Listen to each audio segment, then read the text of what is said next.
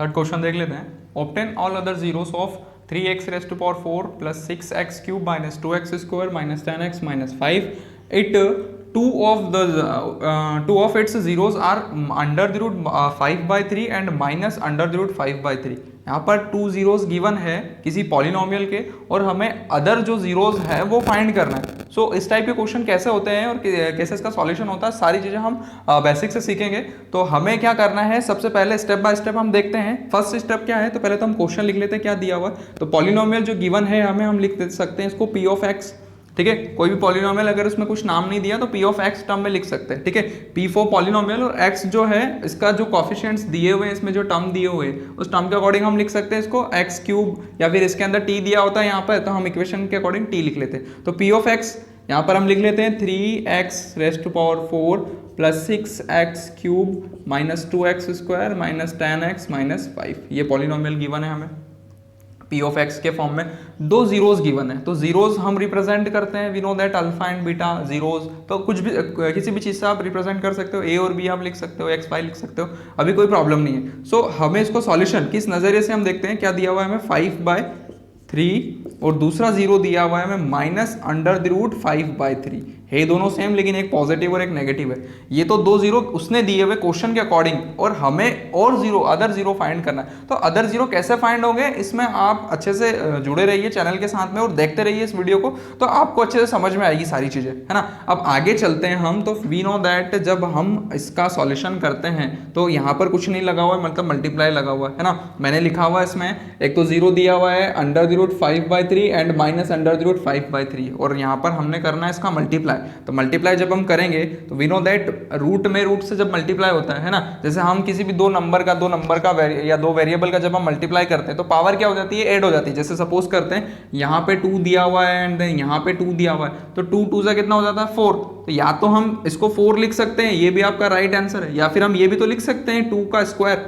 2 का स्क्वायर भी तो 4 होता है। तो यहाँ पर जितने भी टर्म्स होते हैं उसकी आप पावर लगा दो। यहाँ पर पावर 1 है, यहाँ पर पावर 1 है, नंबर का मल्टीप्लाई होता है तो पावर ऐड हो जाती है। ये हमने वेरिएबल में भी पढ़ा है, ये हमने एक्स में भी पढ़ा है, टी में भी पढ़ा है, नंबर में भी वही चीज़ होती है। यहाँ पर जब नंबर दिया हुआ 2, यहाँ पर भी नंबर दिया हुआ 2, 2 2 से होता है 4। या तो आप इस टाइप से लिख सकते हो, ये भी राइट आंसर है, या फिर आप ये भी तो लिख सकते हो कि 2 का जितने नंबर दिए हुए हैं जितनी पावर है वो ऐड हो जाती है, तो 2 raise to power 2 as it is. इस क्वेश्चन के अकॉर्डिंग भी हमें यहाँ देखना है, यहाँ रूट दिया हुआ है और मैंने बताया है पिछले क्वेश्चन में, पिछली क्लासेस में, कि रूट जो है वो स्क्वायर का अपोजिट होता है। Root is opposite of square. So यहाँ पर जो रूट दिया हुआ है वो स्क्वायर का अपोजिट है। तो जब भी हम किसी नंबर में मल्टीप्लाई करते हैं स्क्वायर इंक्लूड करते हैं, लेकिन जब हम रूट का मल्टीप्लाई करते हैं तो वहाँ स्क्वायर इंक्लूड नहीं होता है। वो रूट से रूट क्या हो जाता है, कैंसिल हो जाता है जब हम मल्टीप्लाई करते हैं, है ना। रूट से रूट कैंसिल हो जाता है जब हम मल्टीप्लाई करते हैं। तो यहाँ पर हम रूट से रूट कैंसिल कर देंगे, यहाँ पर आ जाएगा सिर्फ 5/3। ठीक है, तो वी नो दैट ये जो हमारा टर्म है इसको तो हमने लिख लिया, है ना। अब इस टर्म को आप x के साथ में x के फॉर्म में लिख सकते हो, तो x के साथ में भी लिख सकते हैं यहाँ पे। तो इसका सॉल्यूशन क्या होगा, तो पहले तो हम ये जीरो दिया हुआ है तो इसको, इस जीरो को हम लिखते हैं x plus under the root 5/3।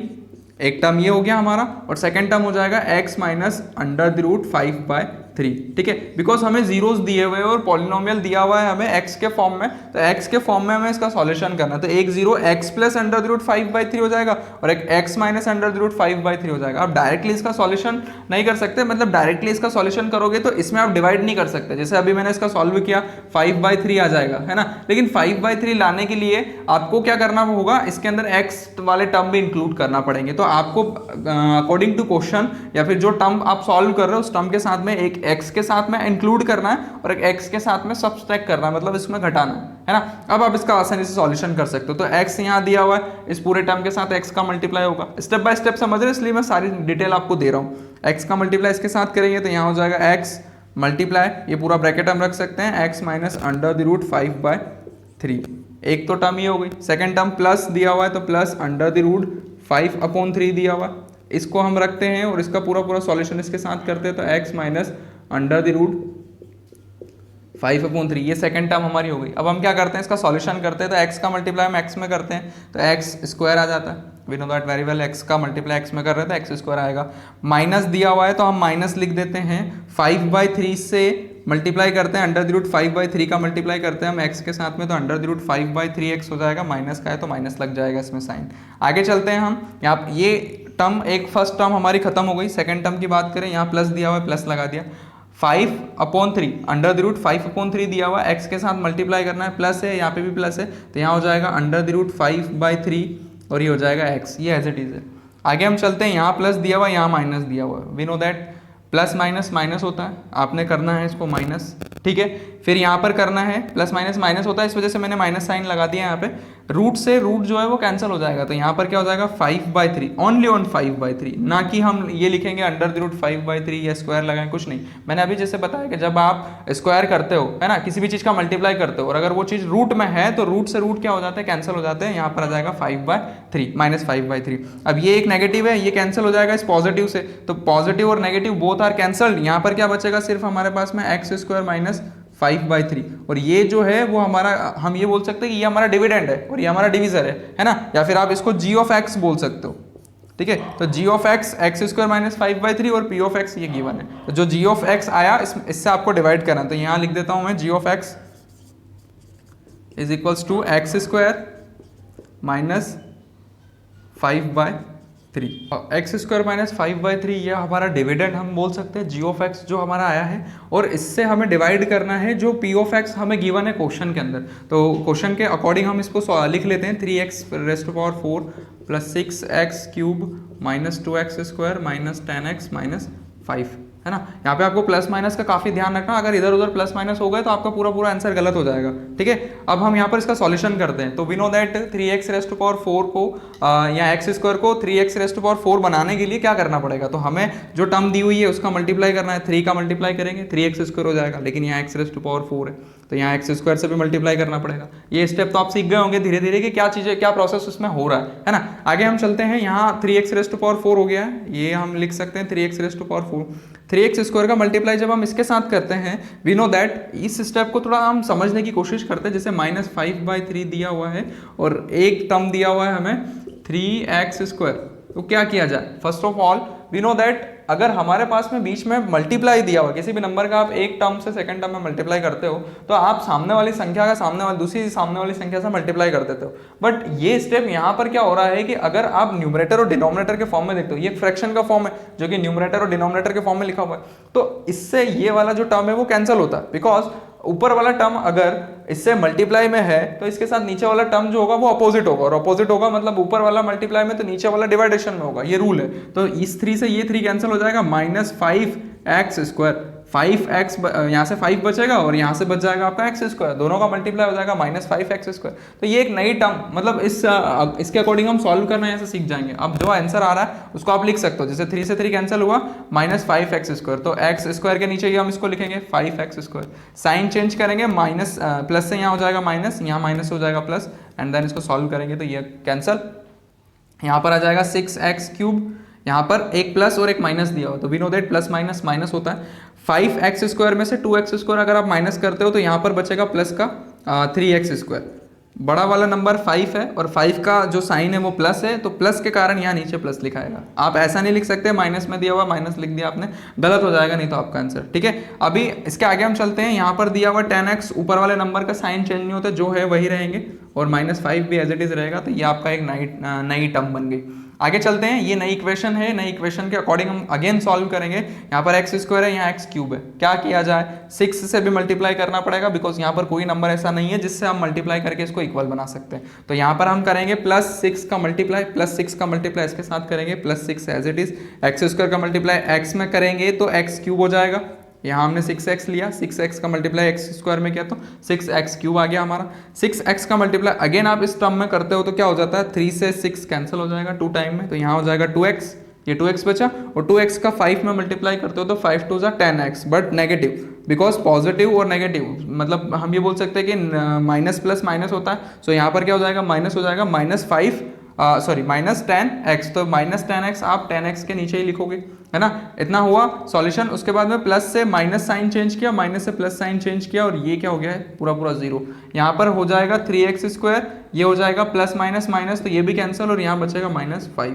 ये एक नई टर्म आपके पास अगेन हो गई है। फिर आप इसमें सॉल्यूशन करोगे, यहाँ एक्स स्क्वायर अवेलेबल है आपके पास में, यहाँ पर 3x स्क्वायर है, तो एक्स स्क्वायर को 3x स्क्वायर बनाने के लिए आप +3 से मल्टीप्लाई कर दो, +3 से मल्टीप्लाई किया, ये हो गया 3x स्क्वायर, ठीक है। फिर 3 से 3 कैंसिल हो जाएगा, एक प्लस है एक माइनस है, तो we know that plus minus minus ही होता है, तो 3 से 3 कैंसिल हो जाएगा, बचेगा सिर्फ -5, तो यहाँ पे आप लिख सकते हो -5।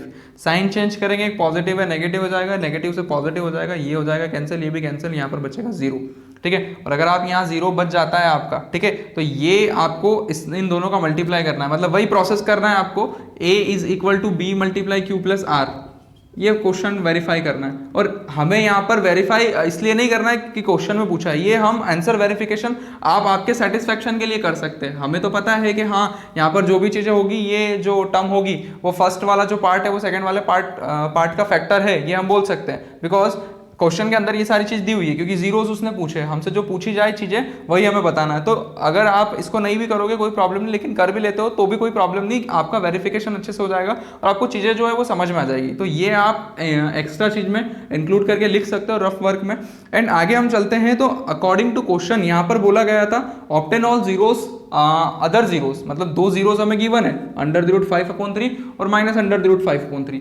तो क्या अदर जीरोस क्या होंगे वो हमें फाइंड करना है। तो देख इस क्वेश्चन के अकॉर्डिंग, इस फॉर्मूले के अकॉर्डिंग अदर जीरोस हम फाइंड करेंगे। एक तो इसका सेटिस्फेक्शन, और दूसरा हमें सेटिस्फाई करना है, वेरीफाई करना है कि ये LHS to RHS इक्वल है या नहीं, वो तो आप खुद कर लेंगे, लेकिन इसी फॉर्मूले के अकॉर्डिंग हम अदर जीरोस फाइंड करते हैं। देखते कैसे।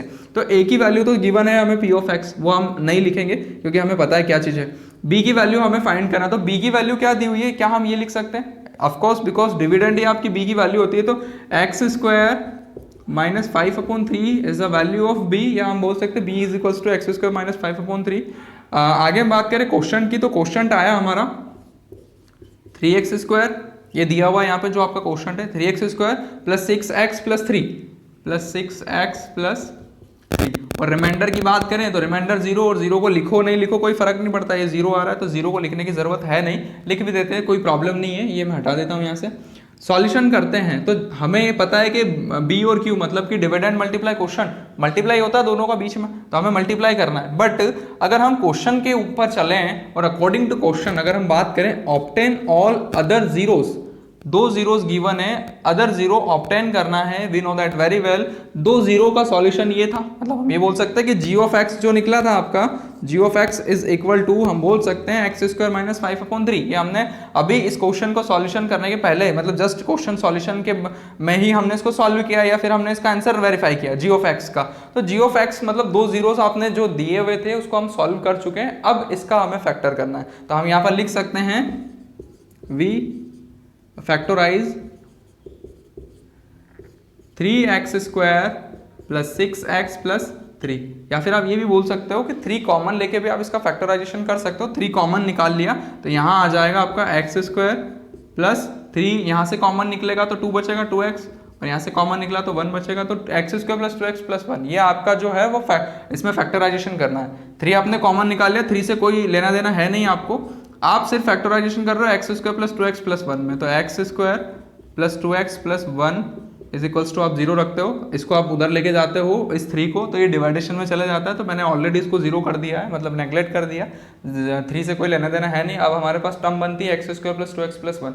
अब इसमें क्या किया जाए, फैक्टराइजेशन करते हैं। तो फैक्टराइजेशन 2 तरीकों से, या तो आप इसमें मेथड से जो हमने प्रीवियस क्लास में देखा है फैक्टराइजेशन कैसे होता है वैसे आप सॉल्व कर सकते हो, या दूसरा तरीका इसमें ये है कि यहाँ पर आप इसमें फॉर्मूला लगा सकते हो। We know that very well, a² + b² + 2ab, ये फॉर्मूला आप पहले पढ़ चुके हो और अच्छे से आपको पता है, तो आप इसमें ये फॉर्मूला इंक्लूड करके भी जीरोस फाइंड कर सकते हो। तो देखते हैं क्या होता है। अगर हम इसको देखें x को, तो क्या हम ये बोल सकते हैं क्या ये x² a² है, a² + 2ab + b², ये एक फॉर्मूला आपने पढ़ा होगा, ये मैं यहाँ पे लिख देता हूँ, a² + 2ab + b² = होता है a + b का होल स्क्वायर। a + b का होल स्क्वायर जो होता है उसको हम लिखते हैं a² + 2ab + b², या फिर हम ये बोल सकते हैं a + b का होल स्क्वायर का फॉर्मूला होता है a² + 2ab + b²। सो a² + 2ab + b² हमें गिवन है, इसको हम देखते हैं किस टाइप से गिवन है। a² मतलब x² हमने लिखा, 2ab दिया हुआ है, तो हम क्या लिख सकते हैं इसको, 2 × x × 1, लिख सकते हैं या नहीं, बिकॉज हमें 2 के अंदर x का मल्टीप्लाई करना 2x हो जाएगा, और 2x का मल्टीप्लाई अगेन 1 में करेंगे तो क्या 2x ही आएगा, ऑफ कोर्स, बिकॉज 1 में किसी भी नंबर से आप मल्टीप्लाई करते हो उस नंबर पे कोई इफेक्ट नहीं पड़ता। ये बात आपको अच्छे से पता होगी। आगे चलते हैं हम, +1 है तो 1 जो है उसमें आप स्क्वायर करो, क्यूब करो, पावर 100 लगा दो, कोई इफेक्ट नहीं पड़ता। तो मैं यहाँ लिख सकता हूँ इसको स्क्वायर, कोई इफेक्ट पड़ेगा क्या, बिल्कुल नहीं। यहाँ पे इक्वल में 0, जब भी हम फैक्टराइजेशन करते हैं इक्वल में 0 लगाते हैं, ये रूल होता है। अब एक्स स्क्वायर हम बोल सकते हैं ए स्क्वायर, 2x1 तो हम ये बोल सकते हैं 2ab, और 1 स्क्वायर मतलब बी स्क्वायर। ये 3 चीजें हो गई हमारी, तो इसके अकॉर्डिंग हम इस फॉर्मूले को लिख सकते हैं। तो ऑफकोर्स लिख सकते हैं, हम लिख सकते हैं यहाँ पर x + 1 का होल स्क्वायर, x + 1 का होल स्क्वायर मतलब कि x² + 2x1 + 1 स्क्वायर, ये आ जाता है आपका x + 1 का होल स्क्वायर। ये हो गया। ये होने के बाद आप ये लिख सकते हो कि एक अगर आपका स्क्वायर है किसी भी टर्म में, अगर आपका स्क्वायर आ रहा है तो एक तो नंबर पॉजिटिव हो जाता है, एक नेगेटिव हो जाता है। तो इक्वल में 0 है, इसको सॉल्व करोगे तो ये हो जाएगा x = -1, और एक सॉल्यूशन हो जाएगा x = 1। ये 2 जीरोज हैं आपके, ठीक है। तो आपको फाइंड करना था अदर जीरोज, तो अदर जीरोज में आप लिख सकते हैं hence other zeros are x = -1 and x = 1। 2 zeros given थे, √5/3 एंड -√, यहाँ पे लिख देता हूँ मैं, √5/3 एंड -√5/3। ये 2 जीरोज आपके गिवन थे, और ये जो 2 जीरोज है x = -1 और x = 1, ये 2 जीरोज आपके आंसर है। अंडरस्टैंड?